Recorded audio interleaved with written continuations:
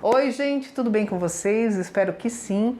Hoje eu tenho o prazer de conversar, fazer aquele bate-papo interessante, pra lá de interessante, viu, gente? Porque eu fiquei sabendo de uma coisa aqui que vocês vão ficar de queixo caído. É isso mesmo.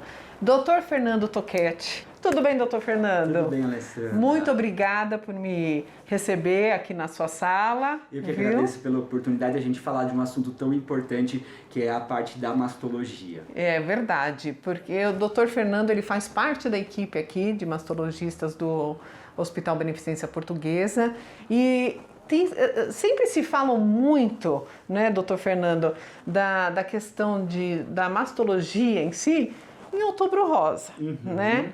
Mas eu acho que ainda, conversando com mulheres, né, e vendo até mesmo noticiários, enfim, matérias na internet, a gente vê como ainda fica uma lacuna, né, uma falta de informação muito grande para nós mulheres em relação a isso, né? Então, minha primeira pergunta, o que o mastologista faz? Perfeito. Né? O Outubro Rosa é um período realmente que a gente tem uma exposição maior para falar sobre mastologia, né? Exatamente, mas a parte do câncer de mama, né, que é o nosso papel principal dentro da área da mastologia, é um assunto que a gente tem que estar sempre conversando por se tratar de uma doença extremamente frequente na mulher. O mastologista ele é um médico especializado no tratamento, no diagnóstico e na prevenção das doenças mamárias em geral. Atendendo essa paciente, ou seja, recebendo essa paciente no nosso consultório, a gente consegue fazer uma estimativa de risco dessa paciente desenvolver uma doença durante a sua vida e personalizar ela um acompanhamento. Então, a gente basicamente divide em duas situações especiais, que é ou aquela paciente que não tem nenhum fator de risco, ela vai ter um acompanhamento habitual, mas eu tenho um outro subgrupo de pacientes que vão necessitar de exames diferenciados, um acompanhamento mais frequente. Então, se essa mulher ela não nos procurar para que a gente consiga identificar o caso dela e cuidar de uma maneira especial, essa paciente ela vai ser atendida como uma paciente que não tem nenhum fator de risco. Ou seja, ela não vai estar sendo atendida da melhor maneira possível.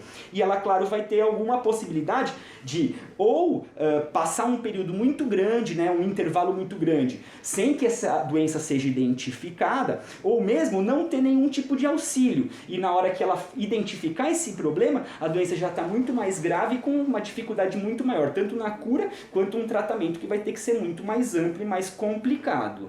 Até no nosso bate-papo antes dessa gravação, você estava me expondo a importância, doutor Fernando, de prevenção. Exato. Né?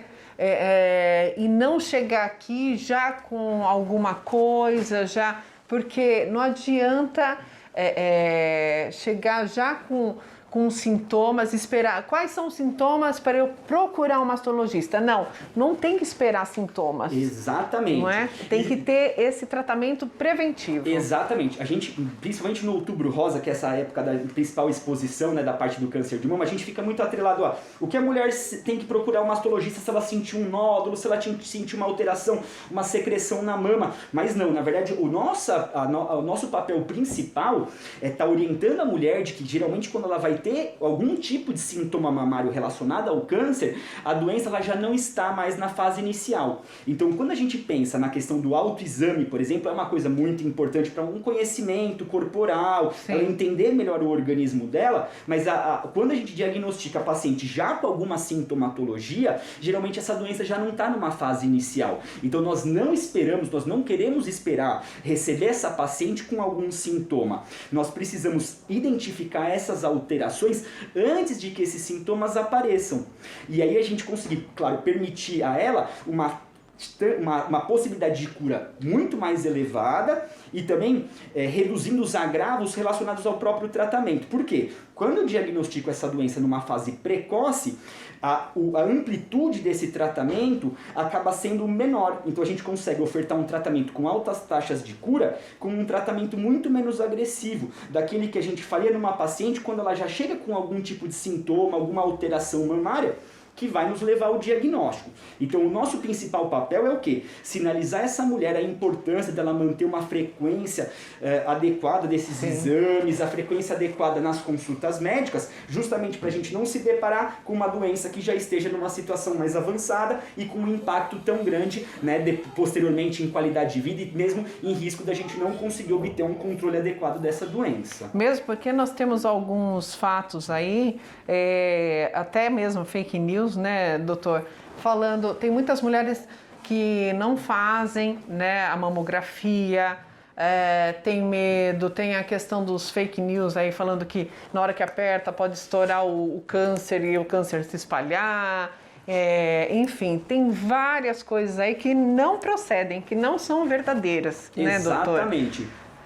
Hoje a gente tem como o carro-chefe, né, para diagnóstico do câncer de mama, a mamografia. Às vezes a mulher ela entende a mamografia, é um exame muito antigo, poxa, não tem nenhuma inovação, alguma coisa que eu consiga evitar de fazer a mamografia, e na verdade não. Hoje ainda a mamografia ele é o exame mais importante para o diagnóstico precoce do câncer de mama, né? E a gente tem, claro, fases adequadas para que esse exame se inicie. A mamografia a gente geralmente vai iniciar aos 40 anos, né? Então a mulher vai iniciar as suas mamografias aos 40 anos. Isso, como eu tinha passado anteriormente, isso na população geral. Então, quando eu vou ter situações especiais, como aquelas questões dos fatores de risco, às vezes a mulher vai ter que começar a fazer esses exames antes dessa idade. E tem que ficar muito claro que a mamografia é um exame de fácil realização, né? Um exame rápido de ser feito e que não apresenta risco significativo para a mulher. Muito medo se tem da questão da radiação, mas existem estudos, isso baseado, né, em estudos científicos mesmo, de instituições internacionais, mostrando a segurança da realização da mamografia. E ele é um exame que habitualmente ele é feito uma vez ao ano. Então a exposição à radiação ela é muito baixa, o risco de algum agravo, né, algum risco com relação a essa radiação é muito baixo. Então o que a gente vê claramente? Que o benefício em se realizar esse exame é muito maior. Porque se a gente conseguir diagnosticar uma doença precoce, essa paciente vai conseguir ter uma chance de cura muito mais elevada. Sim, com certeza. Aliás, doutor, você colocou um ponto muito importante em relação que deve ser feito a partir dos 40 anos, né? A mulher, a partir dos 40 anos, deve começar a fazer a mamografia. Só que no SUS seria a partir dos 50. Exatamente. Porém, tem aí um parênteses, né? Que seria o que a gente já estava falando antes, que são os fatores familiares. Exatamente. Porque o senhor você está me falando, desculpa, porque é muito novo, mais novo do que eu, que já apareceu, você tem paciente de 18 anos. Exatamente, né? Exatamente. Então, assim, alguns alertas, principalmente a questão de uma alta incidência, né, de casos de uma família, principalmente de casos de câncer de mama, vão nos sinalizar o quê? Um risco dessa mulher ter câncer de mama numa idade mais precoce. E como nós não temos nenhum exame adequado e dedicado para as mulheres abaixo dos 40 anos, a gente não consegue habitualmente identificar a doença numa fase precoce nesse tipo de paciente que tem abaixo dos 40 anos de idade. Daí a importância da gente sinalizar para a população de que uma mulher que tem algum fator de risco familiar deve sim procurar um auxílio, uma orientação de um mastologista para ela avaliar as necessidades dela, porque a gente, como eu falei, personaliza o acompanhamento para essa paciente de acordo com a necessidade dela. E alguns exames, inclusive, por exemplo, a própria mamografia, ela às vezes vai ser complementada com outros exames especificamente para essa população. Então a gente sempre vai querer que essa paciente nos procure numa situação de que ela não sinta nenhuma alteração mamária, eu a selecione, defina para ela os exames que são necessários e a frequência do acompanhamento, para quê? Para eu poder tá colocando nessa rotina dela as necessidades voltadas para ela. Então é um acompanhamento totalmente personalizado. Quando a gente pensa no SUS, isso já tem uma dificuldade maior, porque os protocolos que são feitos para o SUS, eles estão alinhados também à questão dos gastos do próprio governo. Então, por isso que eles selecionam as pacientes acima dos 50 anos para realizar as mamografias. É o melhor método? Com certeza não. Nós temos estudos que mostram que no Brasil a frequência de doenças em pacientes jovens é muito grande e essas pacientes não vão estar tendo um cuidado adequado. E eu vou perder muitas pacientes a possibilidade de diagnosticar precocemente se eu não realizar mamografia entre os 40 e os 50 anos. Então, baseado nos dados que nós temos, né, e a própria Sociedade Brasileira de Mastologia orienta que a gente inicie esse rastreamento para as mulheres acima dos 40 anos de idade. Infelizmente o SUS não segue essa determinação. É uma pena mesmo, né, doutor? Aliás, falando sobre essa questão da genética, do histórico familiar, um tempo atrás nós tivemos um noticiário da Angelina Jolie, né, que ela fez um procedimento. Explica um pouquinho para a gente entender melhor, doutor. Perfeito. Então, entrando no caso da Angelina Jolie, por questões familiares relacionadas à parte materna, né, a parte da mãe dela, ela realizou um estudo genético. Isso eu vou falar basicamente do que está exposto na mídia, né? Então, ela fez um estudo genético que mostrava o quê? Que ela tinha um alto risco de desenvolvimento de câncer ao longo da vida. E para ela foi proposto um tratamento profilático, que basicamente é o quê? A extração das glândulas mamárias numa fase em que a paciente ainda não desenvolveu a doença. E a gente consegue, nessa situação, fazer uma cirurgia muito mais preservadora, porque ela não tem doença, e inclusive repor aquele volume de mama que foi perdida a glândula mamária por uma prótese mamária. Então ela vai ter um resultado estético adequado, né, um bom resultado estético, e ela vai reduzir de maneira muito significativa o risco de desenvolvimento de câncer no futuro. Então, se esses estudos, essas avaliações, elas não forem feitas, essa paciente geralmente vai nos chegar lá na frente com uma doença em atividade, muitas vezes uma doença agressiva, porque essas doenças hereditárias, elas geralmente não são identificadas em exames habituais, né, preventivos. Então, muitas vezes essa paciente vai chegar numa situação de uma doença mais agravada. Então, o caso da Angelina Jolie foi um marco muito importante pra gente. Por quê? Por conta da exposição da mídia. Isso. E isso facilitando para nós mostrar a importância da identificação desses casos pontuais, que são casos realmente que não são tão habituais, mas que se a gente não colocar isso para a população, essas pacientes nunca vão nos procurar e nos permitir cuidar delas de uma maneira diferenciada, selecionada, e que, claro, vai permitir cuidados, não só, eu digo assim, no caso específico da Angelina Jolie, que foi para uma cirurgia, que teve a necessidade de uma abordagem cirúrgica, mas às vezes até de uma frequência maior de consultas, exames especiais que me permitam uma identificação e, principalmente, mostrar para essa mulher que eventualmente ela não vai começar esse acompanhamento aos 40, ela vai começar às vezes aos 30, 35 anos, ou até, se eu identificar isso precoce, como por exemplo esse caso que eu falei dos 18 anos, a paciente desde o momento que ela começa a menstruar, ela já iniciar essas consultas para que a gente possa orientar com relação ao desenvolvimento corporal, aos cuidados que ela tem que ter e também em mudanças nos hábitos de vida. Nós temos que lembrar que para a prevenção do câncer de mama, nós não estamos só falando de realização de exames para identificação.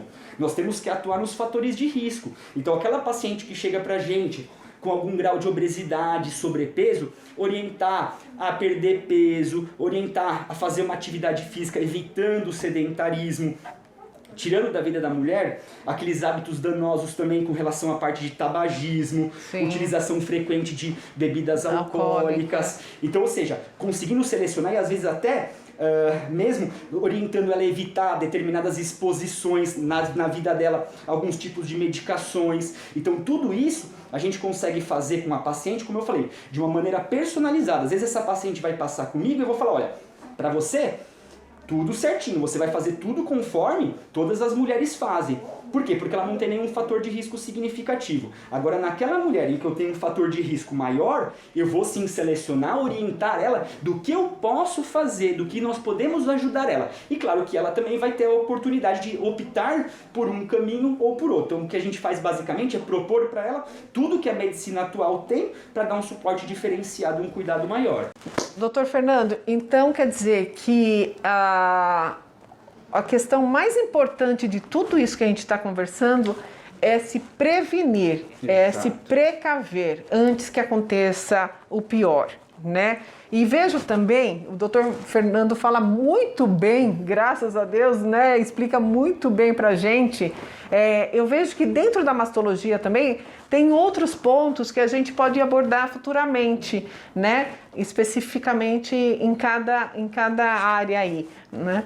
Agora, pra gente finalizar, eu gostaria de saber, aliás, nem saber, eu acho que fica aí a dica, como você colocou em primeiro lugar, conversar com os familiares, conversar com a mãe, com a avó, com a tia, né, para saber se alguém teve algum tipo de câncer, se foi câncer de mama, de útero, enfim, né?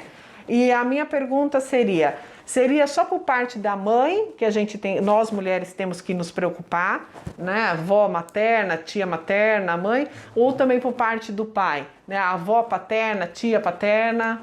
Esse é um assunto, aliás, muito interessante. Até eu acho que a mastologia é uma área que eu sou apaixonado, gosto muito do que eu faço e que tem muitas coisas muito interessantes. E essa pergunta ela é muito, muito boa. Muitas mulheres elas pensam assim: bom, se eu tive câncer do meu lado paterno, não, isso não tem problema, porque eu não recebi nada disso. E muito pelo contrário. O que a gente tem que lembrar? Que a gente nada mais é do que uma mistura da carga genética paterna e materna. Então nós podemos sim receber algumas alterações genéticas, né, alguns fatores de risco genético que venham do nosso lado paterno. Então, inclusive uma das coisas importantíssimas que muita gente não sabe é que o homem também tem câncer de mama. Nossa, era isso que eu ia falar. Que na hora que você me falou, por isso que eu deixei pro final, gente. A gente falar sobre câncer de mama, sempre vem o quê? Mulher. Mulher, câncer de mama, outubro rosa, mulher. Quer dizer, existe câncer de mama masculino. Existe. Na verdade, o homem também sofre com vários tipos de doenças mamárias e entre elas também o câncer de mama.